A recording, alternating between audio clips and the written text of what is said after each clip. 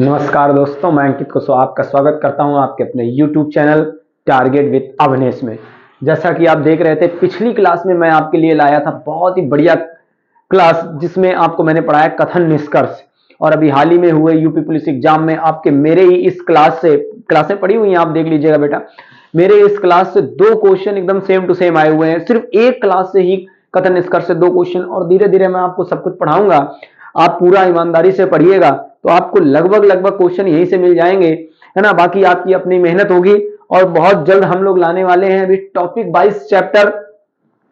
Wise चलेगा सब कुछ धीरे धीरे। और पहला जो चैप्टर रहेगा वो शायद है कि कोडिंग डिकोडिंग रहे, उसके बाद धीरे धीरे हम आपको बताते रहेंगे पहला चैप्टर कौन सा है, दूसरा कौन सा चैप्टर है। और आप देख रहे हैं मिश्रा सर तो लगातार एकदम प्रयासरत है, बहुत ही मेहनत तरीके से और बहुत ही बढ़िया तरीके से वो पढ़ा रहे हैं। और अभी उन्होंने एक चैप्टर खत्म किया है, एवरेज औसत।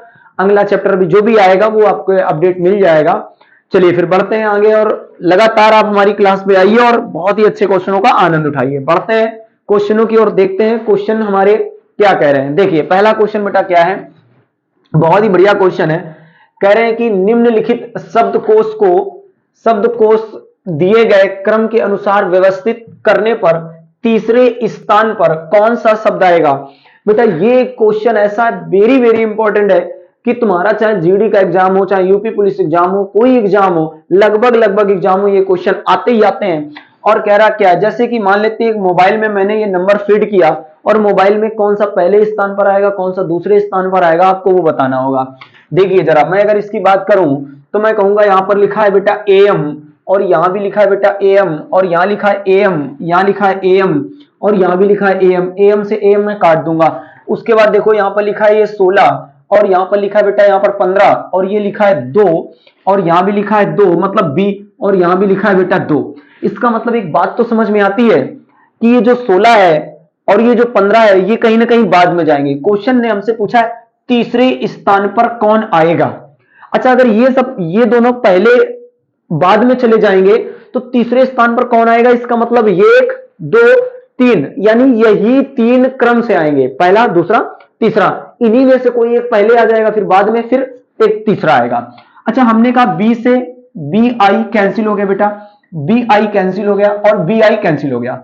इसके बाद इसकी प्लेस वैल्यू कितनी मिली 7, इसकी प्लेस वैल्यू कितनी मिली 4, और इसकी प्लेस वैल्यू कितनी मिली 22। क्या समझ में आया कि ये वाला जो है ना बेटा, ये वाला जो है पहले स्थान पर आ जाएगा, ये वाला जो है ये दूसरे स्थान पर आ जाएगा, और ये जो है ये वाला कहां चला जाएगा, तीसरे स्थान पर। और हमसे यही पूछा है तीसरे स्थान पर कौन आएगा, तो ये वाला, ये रहा हमारा आंसर। बताइए बात समझ में आ रही है कि नहीं। आप अपने मोबाइल में इस प्रकार के नंबर फीड करते हैं, यानी अगर ये नाम फीड करते हैं तो तीसरे स्थान पर कौन आएगा। चलिए बढ़ते हैं आगे और अगला प्रश्न देखते हैं क्या है हमारा अगला प्रश्न। ये रहा बेटा अगला प्रश्न। देखो अगला प्रश्न क्या कह रहे हैं।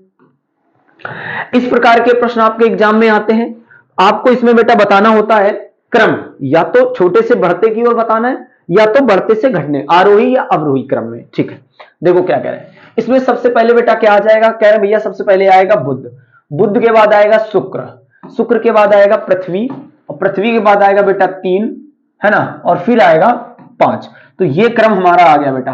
क्लियर है कि नहीं, बुध शुक्र पृथ्वी मंगल और फिर बृहस्पति।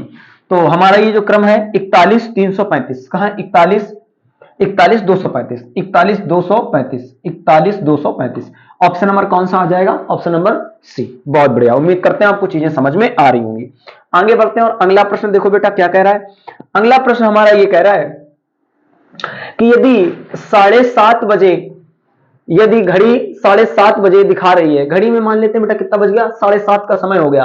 कहते हैं इस समय मिनट की सुई पश्चिम दिशा में हो तो घंटे की सुई किस दिशा को दिखाएगी, घंटे की सुई किस दिशा को दिखाएगी। देखना बेटा, मान लेते हैं कि मैंने ये दिशाएं बना ली। क्लियर है कि नहीं, मैंने ये क्या बना लिया, दिशाएं बना ली।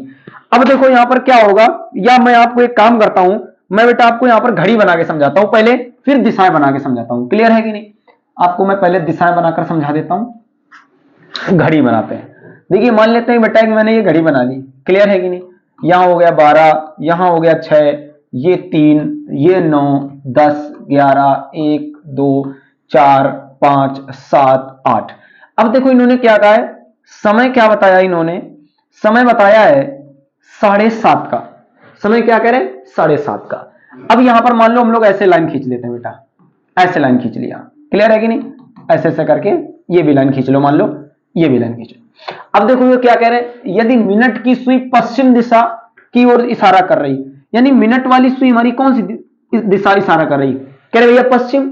अच्छा अगर मैं यहां पर दिशाएं बनाऊं, इस प्रकार दिशाएं बना दूं, तो मुझे इतना बताओ पश्चिम दिशा यही तो होती है, कह रहे बेटा हाँ। अच्छा पश्चिम दिशा के ठीक आगे वाली दिशा कौन सी होती है, उत्तर पश्चिम। कौन सी दिशा होती है, उत्तर पश्चिम। तो मिनट वाली सुई से घंटे वाली सुई आगे है कि नहीं, आगे, तो इस दिशा की ओर इशारा करेगी, तो ये कौन सी दिशा हो जाएगी, उत्तर पश्चिम। तो आंसर हो जाएगा बेटा उत्तर पश्चिम। नहीं आया समझ में, दूसरा तरीका भी है, अगर दूसरे तरीके से आप समझना चाहें तो दूसरा तरीका समझो। दूसरा तरीका क्या रहेगा बेटा, 7:30 बजे पहले में दोनों सुइयों के बीच कोण निकाल लीजिए, कितना, 7:30 बजे।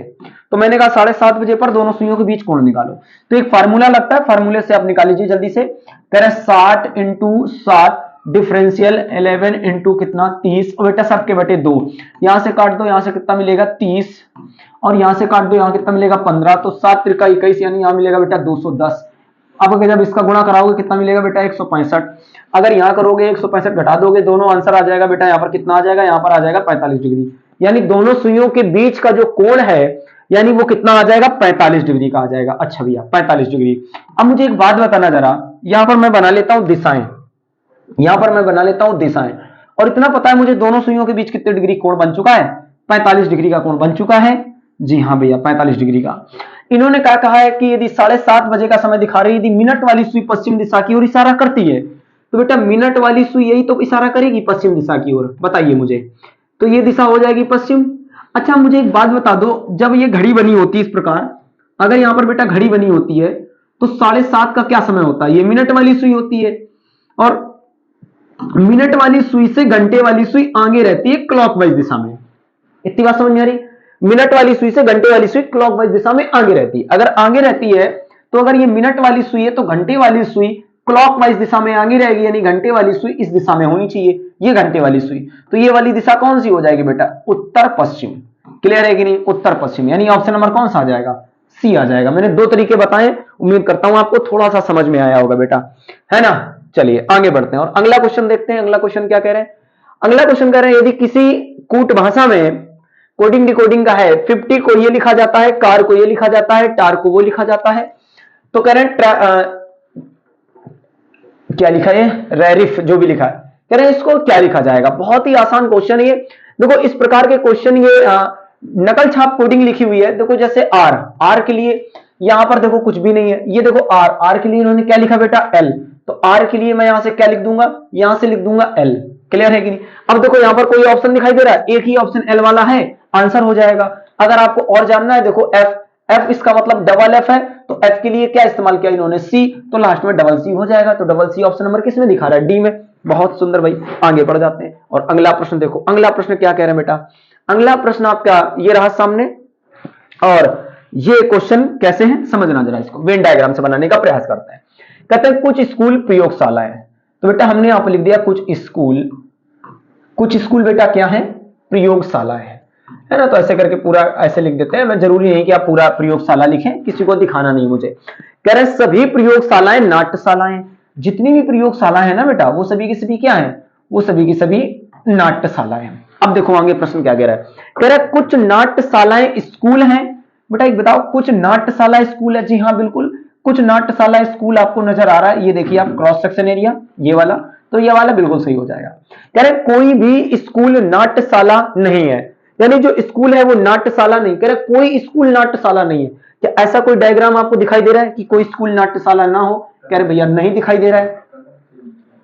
तो आगे बढ़ते हैं और अगली स्लाइड पे चलते हैं और अगला देखो क्या कह रहे हैं, ये बात समझ में आए तो इसका आंसर आएगा बेटा केवल ए। क्लियर है, इसका आंसर क्या आ जाएगा, केवल ए निकाला जा सकता है। बहुत सुंदर, आगे बढ़ो। अगला भी देखो क्या प्रश्न आया, अगला भी प्रश्न कुछ ऐसे ही है कि शब्दकोश में दिए गए वर्णों के क्रमानुसार व्यवस्थित कीजिए।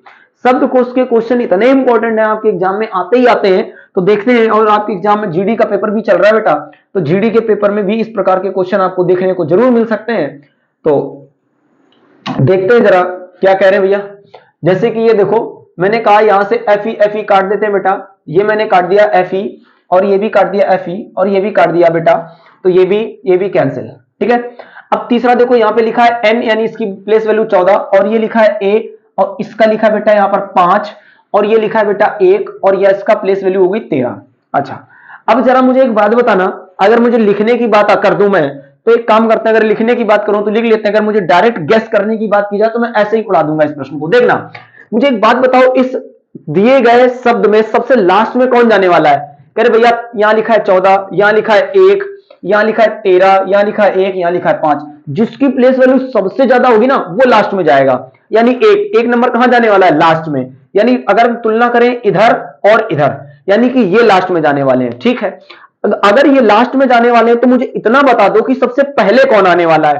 कह रहे भैया सबसे पहले देख लो, यहां लिखा है 4 और यहां लिखा है 2, यानी 4 वाला पहले आएगा कि 2 वाला, बस इसी में तुलना कर लो। ए से ए कैंसिल, ए से ए कैंसिल, टी से टी कैंसिल, टी से टी कैंसिल, बेटा इसका मतलब 2 नंबर पहले आ जाएगा, यानी आंसर नंबर हो जाएगा मेरा ये वाला, आंसर नंबर हो गया सी।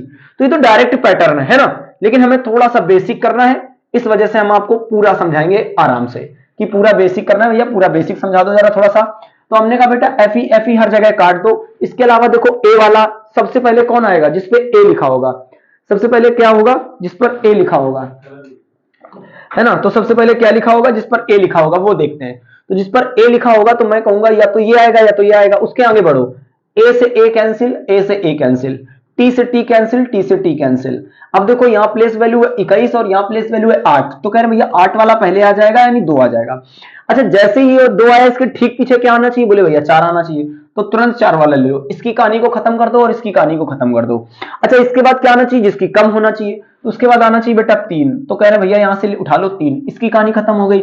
इसके बाद अच्छा मुझे बताओ 14 वाला आएगा कि 13 वाला? कह रहे भैया ऑब्वियसली सी बात है, 13 वाला पहले आएगा, बाद में कौन सा आ जाएगा? ये तो ये हो जाएगा मेरा आंसर, यानी बहुत ही आराम से समझाया मैंने, 24,351, यानी बेटा बन जाएगा 24,351, यानी ऑप्शन नंबर कौन सा सही है? C number. बहुत सुंदर भाई, चलिए बढ़ते हैं आगे। अगला प्रश्न देखो, अगला प्रश्न हमारा किस प्रकार है, ये देखिए कितना बेहतरीन प्रश्न है और एकदम आसान है ना, मुझे इसमें पेन चलाने की जरूरत नहीं पड़ेगी, और ये लगभग आप जानते हैं। कहते हैं भैया ग्लूकोमीटर रक्त शर्करा नापता है, तो नाड़ी मापी, भैया नाड़ी मापी क्या नापेगा? रक्तचाप, वैसे इसको स्पिगमोमैनोमीटर के नाम से भी जानते हैं। क्लियर है कि नहीं? इधर ग्लूकोमीटर लिख दिया, बहुत बढ़िया। चलिए आगे देखते हैं बेटा, सीरीज भी देखिए कितनी आसान सीरीज है आपके सामने, है ना, और एग्जाम में इस प्रकार की सीरीज पूछ ली जाती है। और अभी आपने हाल ही में जो पेपर में देखा, यूपी पुलिस में जो आए हैं, वो सारी मैं सीरीज अभी करवा दूंगा आपको ला करके, ठीक है ना, जितनी भी हैं। तो देखते हैं, बहुत ही आसान बेटा, 3 के बाद 4, 4 के बाद 5, 5 के बाद कितना मिलेगा? 6, और 6 के बाद आगे मिल जाएगा, जो कि ये लिखा हुआ है 7, है ना, उधर नहीं जाएगा, हटा देते हैं थोड़ा, ये रहा 7। अब देखो 15, 15 के बाद 16, 16 के बाद 17, 17 के बाद बेटा क्या आ जाएगा? यहाँ पर 18, तो यहाँ पर 18 आ जाएगा, तो ये रहा हमारा आंसर। बहुत बढ़िया भाई, आगे बढ़ जाओ, तुरंत आगे बढ़ जाए। अगला प्रश्न देखते हैं, अगला प्रश्न हमारा क्या कह रहा है। अगला प्रश्न भी देखिए कितना सुंदर है, और ये रहा कथन निष्कर्ष से प्रश्न। ये देखिए क्या कह रहे हैं प्रश्न हमारा। तो प्रश्न हमारा कह रहा है कि कुछ पक्षी बादल है, तो मैं यहां पर बना देता हूं बेटा कि कुछ पक्षी बादल है। तो मैंने यहां पर बना दिया है कि कुछ पक्षी क्या है? बादल है। तो कुछ पक्षी बादल है, ये मैंने लिख दिया। आगे कह रहे सभी घोड़ा पक्षी हैं, तो जितने भी बेटा घोड़ा है ना, वो सभी किसी भी क्या है? पक्षी हैं। तो यहां पर मैं लिख देता हूं सभी घोड़ा पक्षी, मैंने ऐसे लिख दिया। बताइए इतनी बात समझ में आ रही कि नहीं? कह रहे हैं कि कुछ पक्षी बादल हैं, कुछ पक्षी बादल हैं। आगे कह रहे हैं कि कुछ सभी घोड़े पक्षी, जितना का जितना घोड़ा ना, वो सब के सब पक्षी के अंदर चला जाएगा। बहुत बढ़िया। आगे देखो क्या इन्होंने कहा है, कह रहे निष्कर्ष, कह रहे हैं कुछ बादल पक्षी हैं, कुछ बादल पक्षी हैं। जी हाँ बिल्कुल, मुझे दिखाई दे रहा है कुछ बादल पक्षी, ऐसा हो ही नहीं सकता कुछ बादल पक्षी ना हो, बिल्कुल पक्षी। कह रहे घोड़ा बादल नहीं है, कह रहे कि जो घोड़ा है वो बादल नहीं है, या तो कुछ की बात करें सभी, कुछ भी हो सकता है। तो कह रहे हैं घोड़ा बादल नहीं है, मुझे नहीं पता कि घोड़ा बादल है कि नहीं है, तो ये क्या हो जाएगा? कैंसिल हो जाएगा, क्योंकि घोड़ा और बादल के बारे में मुझे कुछ भी बताया नहीं गया, और जिसके बारे में मुझे कुछ बताया ना जाए तो वो बेटा क्या होता है? वो गलत होता है, यानी आंसर नंबर आ जाएगा, केवल पहला निष्कर्ष निकाला जा सकता है।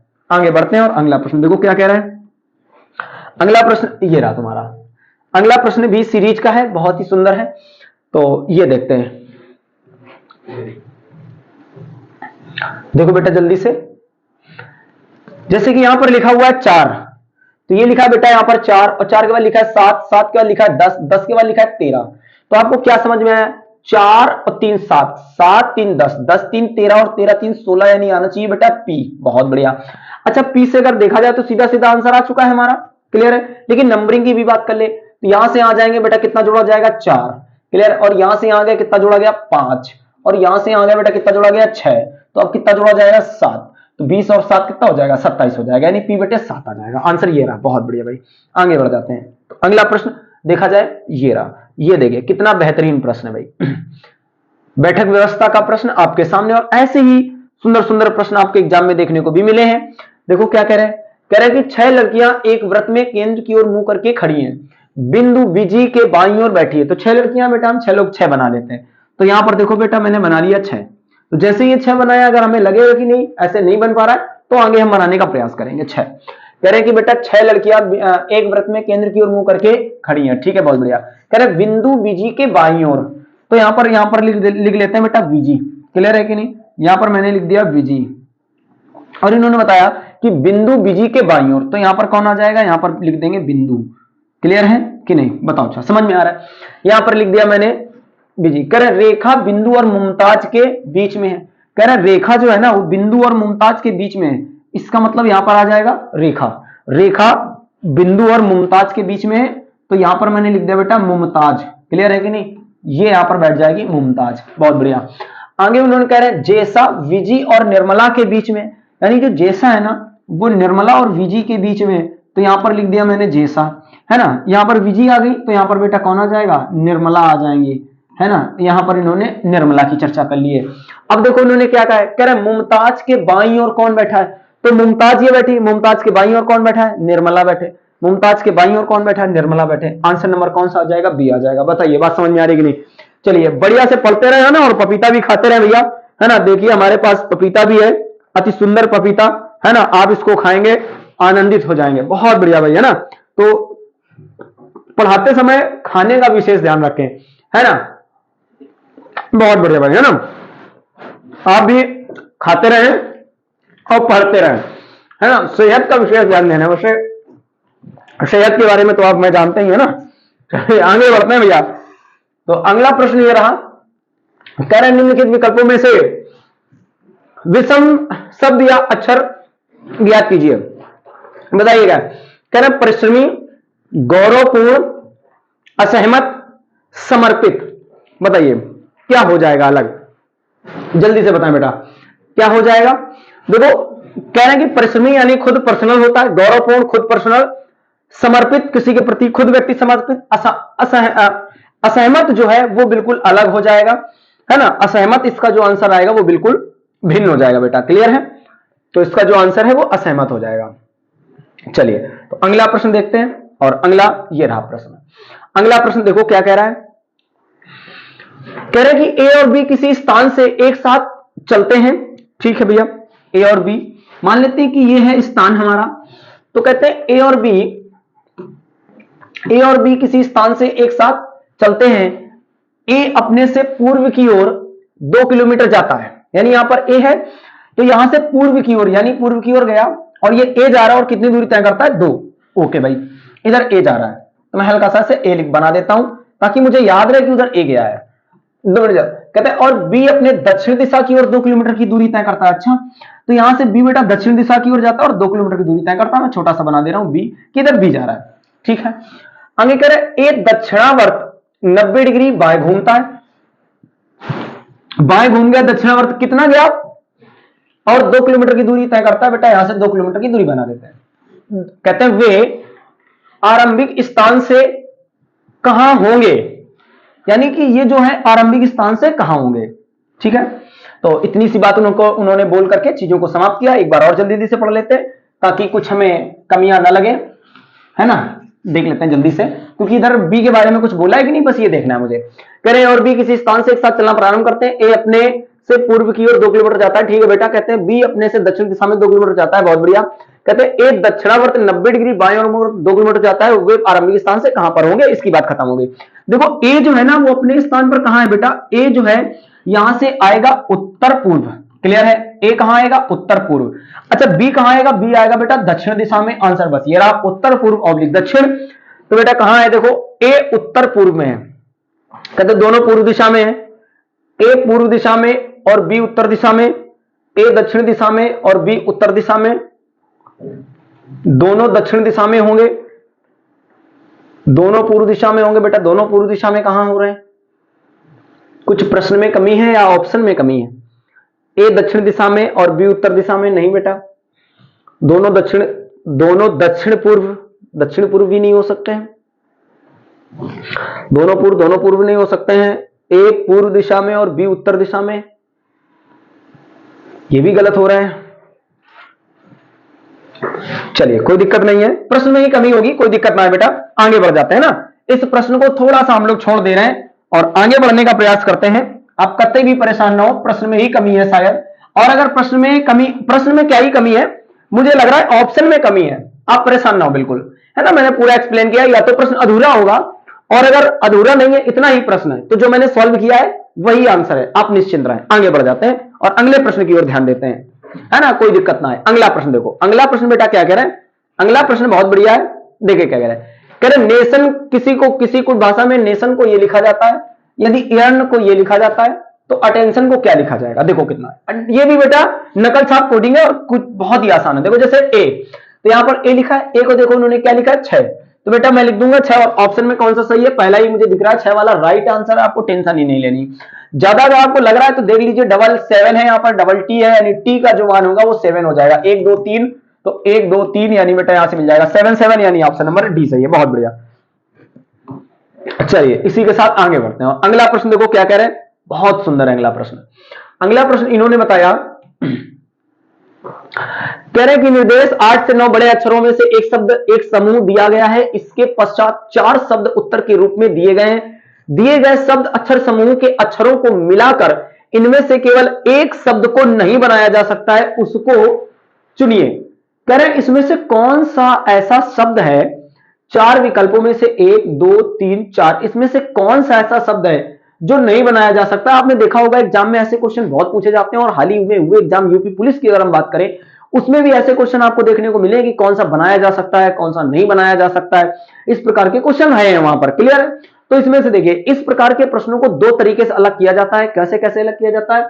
या तो किसी अक्षर का रिपीटेशन आ जाए, या तो कोई ऐसा अक्षर हो जो बिल्कुल नया हो, उस शब्द में ही ना हो। क्लियर है? आइए देखते जरा। तो हमने कहा यहां लिखा है बेटा एग्जामिन, तो यहां पर देखो ये जो लिखा है ई और जो लिखा है ई, तो क्या बताओ, यहां पर एक ई तो है, दूसरा ई कहीं दिखाई दे रहा है? नहीं दिखाई दे रहा है। इसका मतलब हमारा आंसर पहला ही सही है। कह रहे पहला ही बनाया जा सकता है। बहुत बढ़िया भैया। तो कह रहे दूसरा बताओ मुझे। दूसरा देखिए, दूसरा क्या कह रहे हैं? दूसरा कह रहे हैं कि इसमें से कौन सा शब्द को नहीं बनाया जा सकता? सेम है। अच्छा मुझे बताइए, यहां पर दूसरे ऑप्शन में बना है वाई। दूसरे ऑप्शन में बेटा आप देख पा रहे होंगे क्या बना है? दूसरे ऑप्शन में वाई बना हुआ है।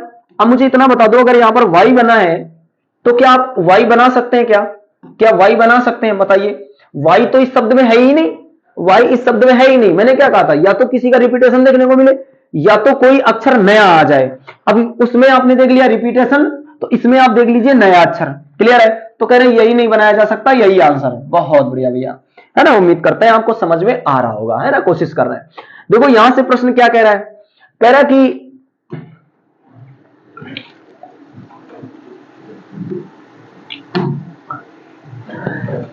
नीचे दिए गए विकल्पों में से सार्थक क्रम में लगाइए। बेटा एक सार्थक क्रम होता है इनका, तो सार्थक क्रम में लगाइए। और एग्जाम में ये भी क्वेश्चन पूछे जाते हैं। देखो क्या कह रहे हैं, और ये तो आपके जीवन से रिलेटेड है, और ये अगर आप प्रश्न नहीं कर पाए तो फिर कुछ नहीं कर पाए बेटा, समझ लीजिए। कह रहे हैं अध्ययन, काम, परीक्षा, उपार्जन, नियुक्ति। सबको पता है सबसे पहले बेटा आप क्या करते हैं? अध्ययन करते हैं, पढ़ाई करते हैं। और पढ़ाई करते हैं उसके बाद में क्या होता है भैया? अध्ययन करते हैं बेटा, पहला नंबर। क्लियर है कि नहीं? बहुत बढ़िया। अध्ययन करने के बाद क्या होता है बेटा? अध्ययन करते हैं, फिर आप देते हैं परीक्षा, तीसरा। क्लियर है कि नहीं है? परीक्षा। और परीक्षा के बाद क्या होता है बेटा? होती तुम्हारी नियुक्ति, 5। अब कुछ बच्चे सोच रहे होंगे भैया परीक्षा के बाद री एग्जाम, है ना। नालायको, ऐसा कुछ ना है भैया। परीक्षा के बाद री एग्जाम ना होता है, समझ गए ना। सीधे नियुक्ति, है ना। नियुक्ति, बहुत बढ़िया बेटा। इसके हिसाब से देख लीजिए। नियुक्ति के बाद क्या होता है? आपसे लिया जाता है काम। आप बेटा करते हैं वहां पर जाकर काम। पहले ही पैसा नहीं मिलता, याद रखना। 1 महीना तक पहले आपसे काम कराया जाएगा, समझ गए ना। उसके बाद कहते हैं बेटा फिर होता है काम, और काम के बाद होता है उपार्जन। उपार्जन का मतलब समझते हैं, धन आना, उपार्जन। तो बेटा यहां पर हो जाएगा ये नंबर 4। बहुत बढ़िया, देख लीजिए आंसर क्या हो जाएगा, 13,524। तो अगर भैया 13,524 ऑप्शन नंबर ए राइट है। बहुत सुंदर, उम्मीद कर रहे होंगे कि आपको चीजें थोड़ा थोड़ा समझ में आ रही होंगी, बाकी अगर आप मेहनत करेंगे तो पूरा समझ में आ जाएगा, है ना। चलिए आगे देखो, आगे ब्लड रिलेशन का क्वेश्चन आया बेटा आपके सामने, और ब्लड रिलेशन के क्वेश्चन कुछ ऐसे ही आपके एग्जाम में देखने को मिले हैं। तो देखो इसका आंसर क्या आने वाला है, कह रहे सी बी की पत्नी है। ये जो सी है ना वो बेटा बी की क्या है, पत्नी है। तो हमने यहां पर बना दिया है जो है ये माइनस का साइन इस्तेमाल किया है, नहीं पत्नी और ये दोनों आपस में हस्बैंड वाइफ है, सी बी की पत्नी है। तो ठीक है, इतना छोड़ देते हैं। आगे कह रहे हैं ई सी का बेटा है। तो जो ई है ना वो सी का बेटा है, तो सी का बेटा कौन हो जाएगा बेटा, ए ई हो जाएगा। क्लियर है कि नहीं, बेटा है तो प्लस का साइन लगा देते हैं और यहां पर ऐसे बेटे का इस्तेमाल कर देते हैं कि बेटा है। आगे कह रहे हैं ए बी का भाई है। तो जो ए है ना वो बी का भाई है, तो ए जो है ना वो प्लस है और ये बी का क्या है, भाई है। कोई दिक्कत नहीं भैया, भाई है। अच्छा, अगर सी पत्नी है तो आपको बताने की आवश्यकता नहीं है कि बी प्लस होगा। कहते हैं और डी का पिता है। बहुत बढ़िया, ए बी का भाई है और शब्द आया और डी का पिता है। बेटा जो और शब्द है ना बहुत सुंदर प्रश्न है ये, भले ही ये प्रश्न आपको छोटा दिखाई दे रहा हो लेकिन बहुत ही बढ़िया प्रश्न है। कहते हैं और डी का पिता है, तो डी का पिता कौन है, ए। डी का पिता है ए। क्लियर है कि नहीं, डी का पिता कौन है बेटा, ए पिता है। याद रखना इस बात के लिए, डी का पिता ए। अगर आपने बी को पिता बना दिया तो आपका प्रश्न का आंसर कुछ और आएगा, लेकिन उसका आंसर इसका आंसर है।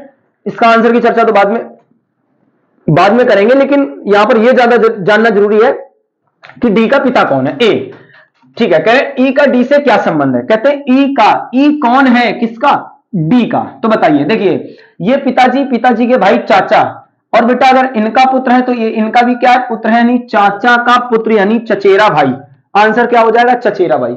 यदि आपने इसमें ध्यान नहीं दिया तो अगर आपने इसको बी का पुत्र बना दिया, बी का पुत्र, तो बेटा यहां से सगा भाई निकल कर आ जाएगा, भाई आंसर आ जाएगा। तो आप गलती भी कर सकते हैं एग्जाम में, तो भाई नहीं करना है, चचेरा भाई करना है। बहुत बढ़िया भैया, अगर आप बात समझ पा रहे होंगे तो बहुत सुंदर। आगे बढ़ते हैं और आगे कह रहे हैं ए का जन्म बी से 5 वर्ष। ये देखिए बेटा, तो हमने यहां पर बना लिया बेटा ए, है ना, एज का प्रश्न, और कई बार एज का प्रश्न रीजनिंग के सेक्शन में पूछ लेते हैं तो वो हम थोड़ा सा करवा दे रहे हैं ना। तो देखो यहां पर बनाया बेटा ए, यहां पर बनाया बी, यहां पर बनाया सी और यहां पर बनाया डी। क्या कह रहे हैं, देखो ए का जन्म बी के 5 वर्ष पहले हुआ था, बी की आयु सी से 4 वर्ष अधिक है, डी से 3 वर्ष कम है। यदि इस समय ए की आयु 17 वर्ष है। अच्छा भैया, इस समय ए की आयु कितनी वर्ष है, 17 वर्ष है। इतनी बात समझ में आ रही है, इस समय 17 वर्ष है। अब देखें, कह रहे हैं ए का जन्म बी के 5 वर्ष पहले हुआ था। ए का जो जन्म है ना वो बी से 5 वर्ष पहले हुआ था, यानी ए बड़ा है, बी छोटा है, 5 वर्ष छोटा है, यानी बी बेटा इस समय 12 वर्ष का है। बताइए इतनी बात समझ में आई कि नहीं आई। आगे बढ़ते हैं, ठीक है। आगे कह रहे बी की आयु सी से 4 वर्ष अधिक है। बी की जो आयु है ना वो सी से 4 वर्ष अधिक है, यानी 4 वर्ष ये छोटा है, यानी ये 8 वर्ष का है। क्लियर है कि नहीं है। आगे कह रहे हैं कि अधिक, और डी से 3 वर्ष कम है, यानी डी से 3 वर्ष कौन है, शब्द लगा और डी से 3 वर्ष कम है कौन, बी। बी जो है वो डी से 3 वर्ष कम है, इसका मतलब डी अधिक होगा 3 वर्ष। तो 3 जोड़ दो, कितना हो जाएगा बेटा, 15। तो आंसर क्या आने वाला है इसका, आंसर इसका आने वाला है 15। बताओ बात समझ पा रहे हैं कि नहीं समझ पा रहे हैं। क्लियर है। आगे बढ़ते हैं और आगे प्रश्न को देखते हैं।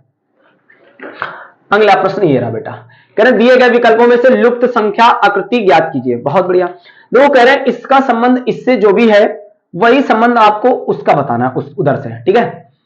तो देखते हैं बेटा क्या करते हैं। पहले इस प्रश्नों को तुरंत आप ऐसे सॉल्व कर लिया करिए कि जैसे यहां लिखा है 371 में से यहां पर लिखा है 150, आप तुरंत घटा दीजिए। यहां पर आ जाएगा 1, यहां पर आ जाएगा 2, यहां पर आ जाएगा 2, यानी 221।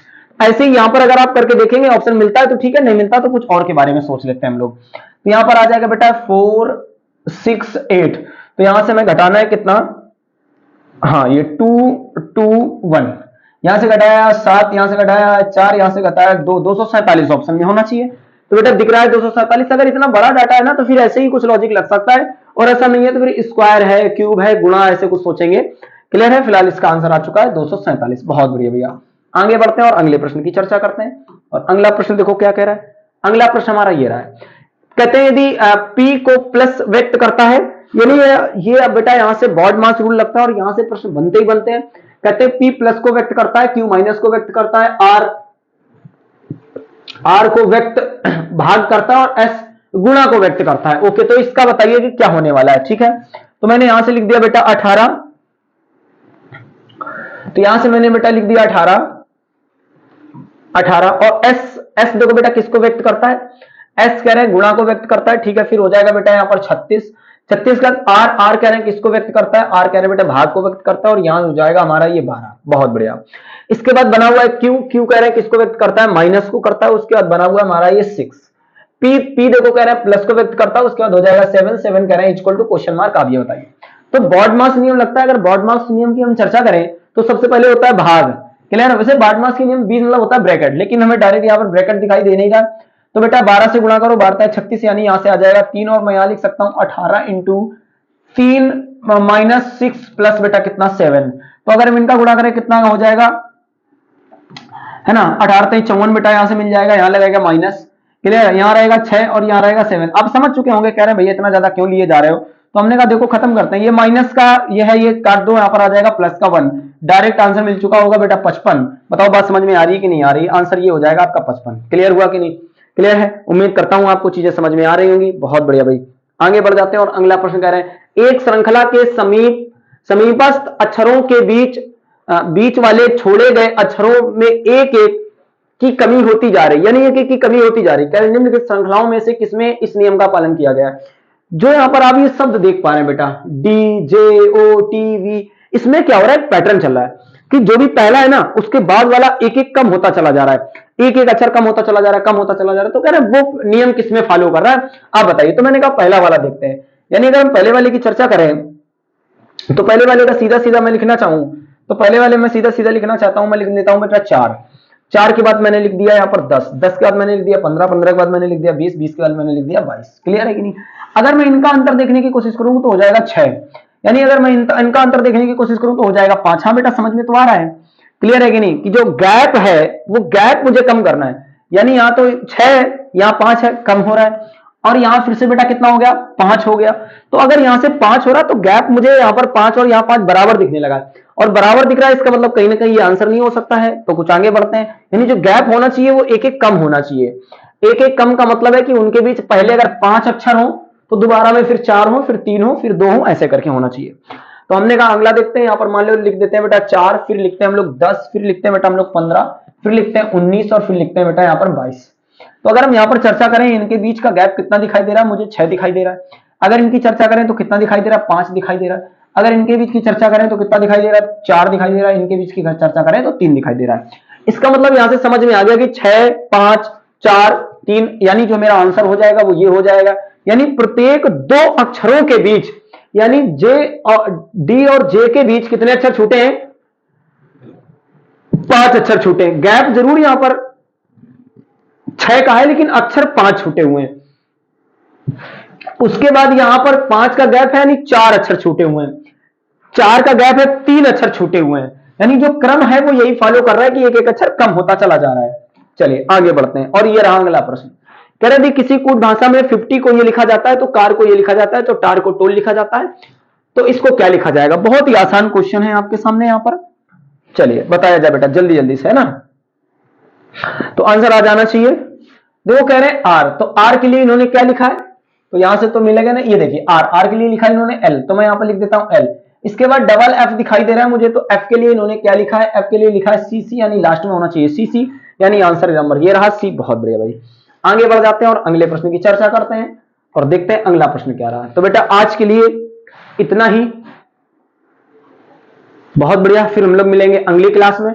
और उम्मीद करते हैं कि जो भी चीजें आपने यहां पर देखी हैं अच्छे से उन्हें रिवाइज कर लीजिए, और इसी टाइप के प्रश्न आते हैं जैसा मैंने आपको कराया है। बीच बीच में हमारे से प्रश्न लाते रहेंगे मिक्स टाइप के। बाकी अब जो हमारी अगली क्लास आएगी वो आपकी टॉपिक वाइज होगी। टॉपिक का पहला नाम रहेगा हमारा कोडिंग डिकोडिंग। धीरे धीरे बढ़ेंगे और आगे बहुत ही बढ़िया हम कारवां ले चलेंगे, और आपके जो आने वाले एग्जाम है उनकी सफलता की कामना करते हैं। चलिए, थैंक यू।